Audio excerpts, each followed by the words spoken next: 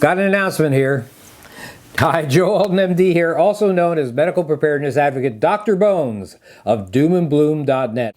Today we're announcing the publication of the greatly expanded and revised fourth edition of the Survival Medicine Handbook. The third edition was published more than 5 years ago, so it's been a while and definitely time to upgrade.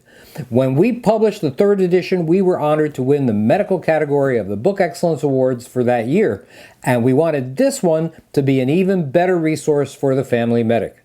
To show you how we work towards that goal, see the table of contents scrolling at the side of the screen. Be patient, there are 35 sections and more chapters than you can shake a stick at.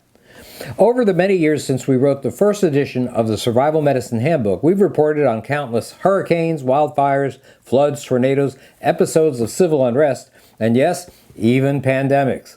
The sheer frequency of natural and man-made disasters should make clear the importance of having medical supplies and someone who knows how to use them, even in good times. If you subscribe to this channel, I probably don't have to convince you of the need for a family to be medically self-reliant. But I want to say a few words anyhow. Nurse Amy and I have information to share and are dedicated to educate the average citizen. When we started, we wondered what we could add to medical books that were already out there.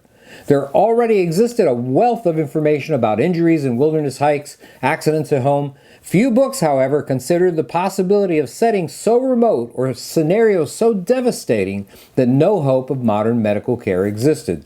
None of these first aid books discussed how to deal with a major outbreak of infectious disease, for example. Even well-known books meant for use in third world environments ended chapters by telling their readers to get to modern medical care as soon as possible. This is excellent advice for modern times, but it's not very helpful if a disaster knocked hospitals and doctors out of commission for the long haul.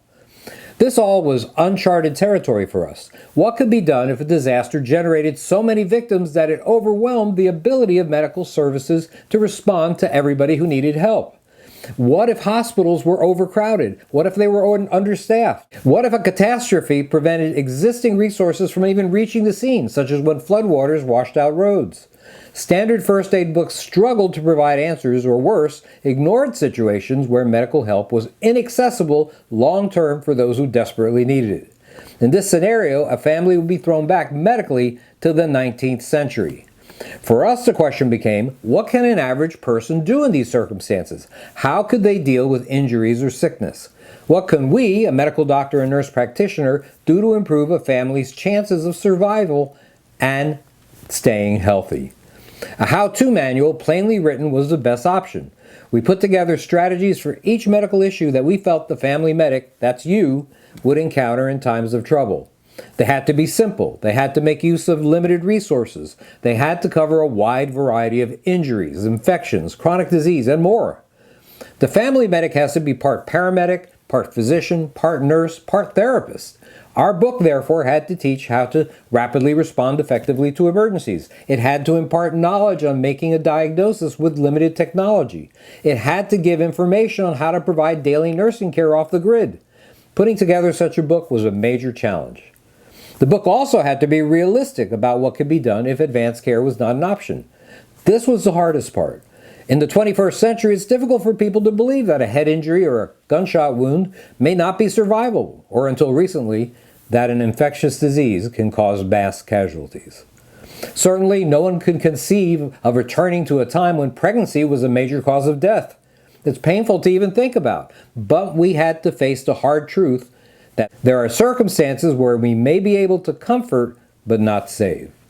In researching the fourth edition, we looked at individual medical problems likely to confront the medically responsible person in the family. How can we teach a non-medical person to approach these problems in an effective but simple way? We considered what medical supplies they would need and how to use them.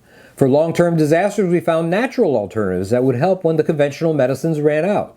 More importantly, we figured out strategies to do something even more important: how to prevent medical problems. Prevention will help save the family medic not only headaches, but heartaches as well.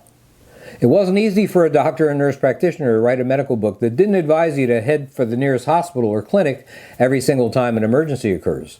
Many times we had to dig into our collection of 19th century medical books to find methods that might be useful off the grid.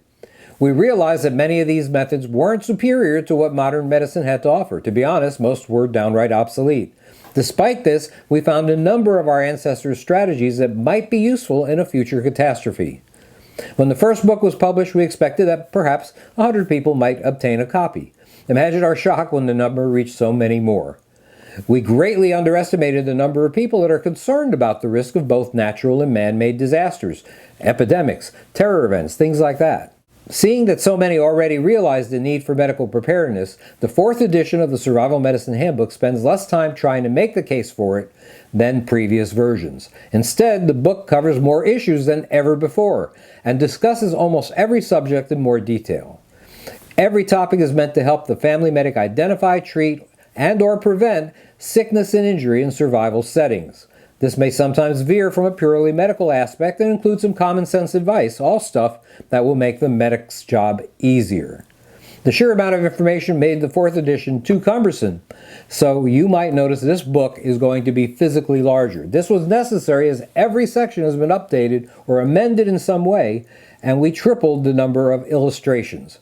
We hope that this book is going to serve as a useful reference guide for your family. We've always known that whoever accepts responsibility for their family's well-being in uncertain times is a very special person. We hope that this book will be a useful tool in making them effective in their role as medical resource. As always, we are committed to helping them accomplish the ultimate goal in survival, to keep it together, even if everything else falls apart. If you're interested in getting a copy of the new 4th edition of the Survival Medicine Handbook, which, by the way, we kept at the same retail price as the last edition, check it out and get a special signed copy at store.doomandbloom.net, along with an entire line of quality medical kits, individual supplies, and personal protection gear. It'll also be available at Amazon.com. A special signed limited edition color version is also available. This is Joe Alton, MD, that old Dr. Bones, wishing you the best of health and good times or bad. Thanks for watching.